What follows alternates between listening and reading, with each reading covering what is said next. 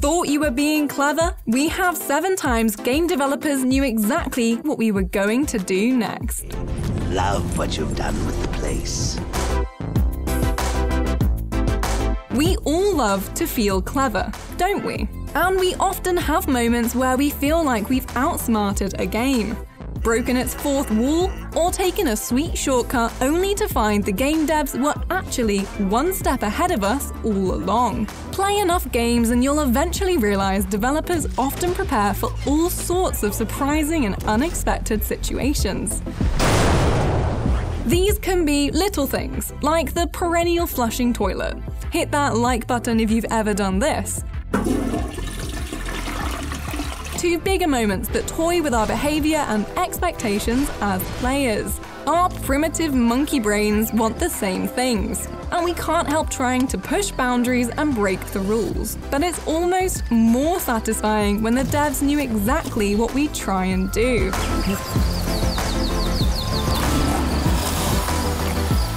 This video then is about 7 of those moments where we did exactly that, and the game was there waiting for us with an "I knew you'd do that" kind of look on its face.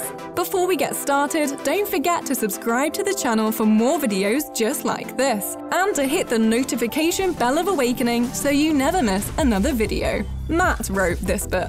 It's a Dark Souls joke. So here are 7 times games knew exactly what we were going to do next. Go on. Tell me what you know. It's official. Far Cry 4 has one of the most inventive secrets of the last decade, and it's all because Ubisoft knows you. Yes, you. Cast your mind back and you might remember young AJ Gale arriving in the Himalayas to scatter his mother's ashes. Except in the opening cutscene, the resident tyrant and psychopath Pagan Min sachets up, kidnaps AJ, and brings him home for lunch. So far, so delicious. Again, terribly sorry for what happened before. This is more what I had in mind. Unfortunately, he has to take an important call and wanders off, telling you to stay put. Don't move, I will be right back. Now, normally, this is where the chaos of Far Cry 4 would kick off, as you take the game's advice and explore the compound. But many of us, out of a defiant sense of curiosity, will just stay put.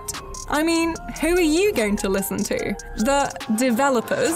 Or the stab-happy, pink-suited, frosted-tips elusive target from a Hitman level?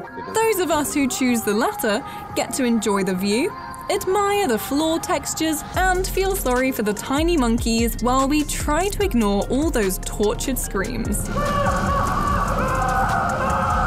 Then, incredibly, after 18 minutes, Pagan Min does as he says and returns. There's even a cutscene where he takes you peacefully to lay your mother's ashes before the credits happily roll. So instead of fighting off this, riding this, and shooting whatever this is, you could just stand still and do as you were told. This entry then is all about following the rules to get an unusual outcome, rather than breaking them, depending on who you listen to.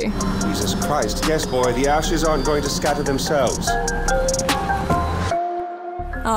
Arkham Asylum, where it all began. A scenic island retreat housing all your favorite and least favorite villains, all ready to be battered senseless after Joker and Harley open the cells to let chaos roam free. Honey, I'm home. Come on in. The chance to be the world's greatest detective and punch mystery in the throat with those Kevlar-lined fists of justice.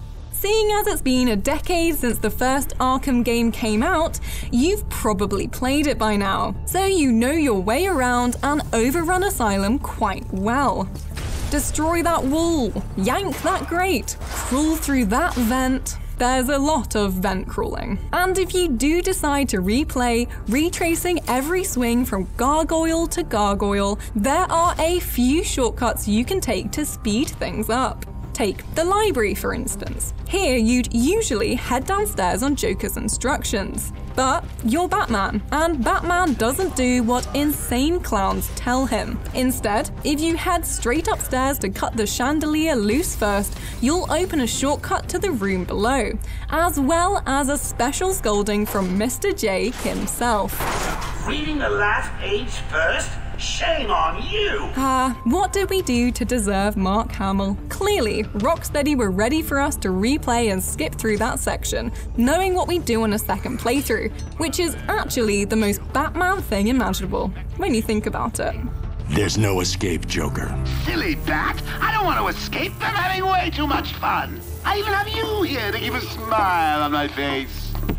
Even the purest of us players out there can't help but make use of the odd trick in a game here and there. Not cheating, per se, but using the game's own programming against it. Witcher 3, our resident fiend-slaying RPG, has a great layered example of this.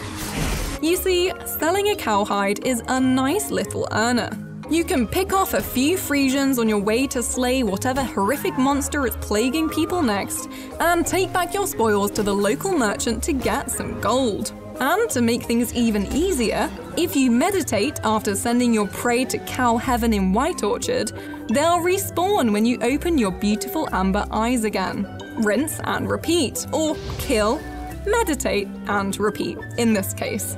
Do this too many times, however, and you'll end up eye to third eye with a very angry level 27 short who wants you to stop bothering his bovine brethren. And this one gets even deeper. High-level players tough enough to take on the short realized it was yet another way to farm XP.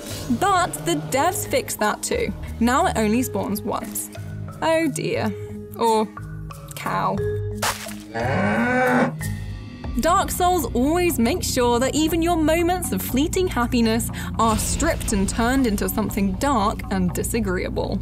It's a masterclass in using our learned gaming knowledge against us. You see, as fantasy adventurers, we all love a good chest of loot. But it only takes one mimic swallowing you whole to make you lose all trust in lockboxes. So, in the first Dark Souls, you avoid this long-limbed loot mare by smacking every chest you see, just to make sure. Or you learn how to tell the difference between mimic and chest. But it's best to make sure. In the second game, however, From Software took chest-based trolling to a whole new level.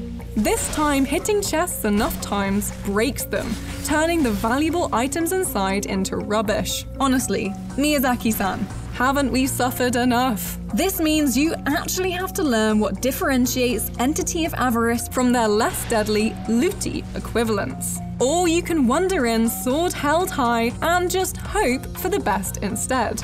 Please be nice, please be nice, please be nice. And there we go. Evil triumphs once again. If you've been hiding underground in a place full of monsters and therefore haven't heard of Undertale, well, I'm not sure where to begin. Although if that really is where you've been living, at least all this will feel familiar. A child, that's you, falls through a magic portal into a realm of monsters and tries to find their way out, meeting and battling many weird creatures along the way.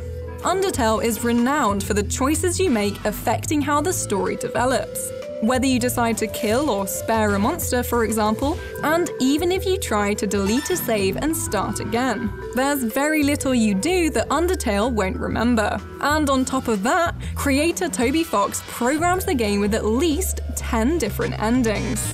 So it's little surprise that if you meddle with the code, then you get a special finale just for that. It's not easy to get. It's known by some as the impossible ending. But if you find your way to the game's binary and add contradictory values or enter the specific ending, you'll get the dirty hacker ending.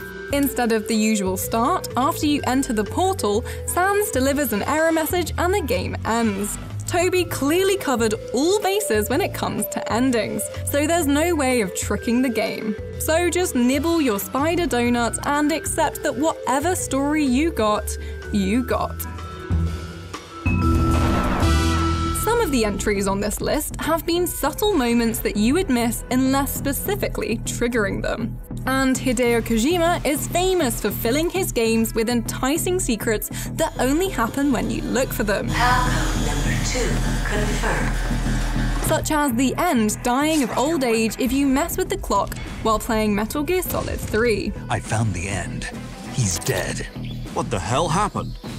Maybe it was from old age. There are so many. In fact, we could do a video just about those. But this entry is unavoidable, like death, taxes, and torture scenes in a Metal Gear game. When Snake gets captured, gunslinging espionage granddad Revolver Ocelot explains how Snake is going to be interrogated. During this scene, you get this fourth wall bothering bit of dialogue that warns you not to cheat, just in case you were considering it. Don't even think about using auto fire, or I'll know. Can you remember auto fire being a thing? A throwback to a time when the pinnacle of skill was pressing a button as quickly as possible. The aimbot of sports titles. How did you like that? Anyway, it's a little on the nose of the eye-patched face, but we couldn't help but include it. Koch knew the lazy ways of players so well he put a pre-warning in, slapping your wrist before your hands got anywhere near the cookie jar. Like Psycho Mantis without the rubbery whatever that is. Now I will move your controller by the power of my will alone. As gamers, we can't help but try the Konami code. The temptation is there to try it everywhere. Give it to me. Calculators, sandwiches, even YouTube. It might not always work, but that doesn't stop us pushing the legendary sequence of buttons in the vague hope of something, anything, happening. But that occult knowledge is punished in BioShock Infinite, because it can actually make things harder. If you up, down, down, etc. on the title screen before playing the game, you can unlock the 1999 difficulty mode. This is usually reserved for those who complete the game and want to try it all again on the hardest setting. But for anyone who, for whatever reason, wants to make a game of already boss-hard handymen even more oppressive, then this is for you. I'll just be over here dancing with my beloved Elizabeth on the beach. Whee! Elizabeth! Hello! Oh, this is wonderful! Oh, come dance with me, Mr. Twin. I don't dance. Come on, let's go. Why? Of course, it's not just Infinite where game developers pay homage to the original cheat. In Anno 1800, for example, it spawns hundreds of animals flapping across the screen. And in Friday the 13th, the game, it gives you access to the debug menu and the final room, amongst many other examples. I'm just biased about a little trip down Columbia memory lane. Memories. So those were 7 times games knew exactly what we were going to do next. Hit that like button if you've just tried the Konami code on YouTube, and let us know in the comments if you're the sort of player who tries to break the rules, or if you're a lawful good gamer. And for more videos like this, subscribe to the channel now. And if you do already subscribe, hit the notification bell so you never miss when an upload lands.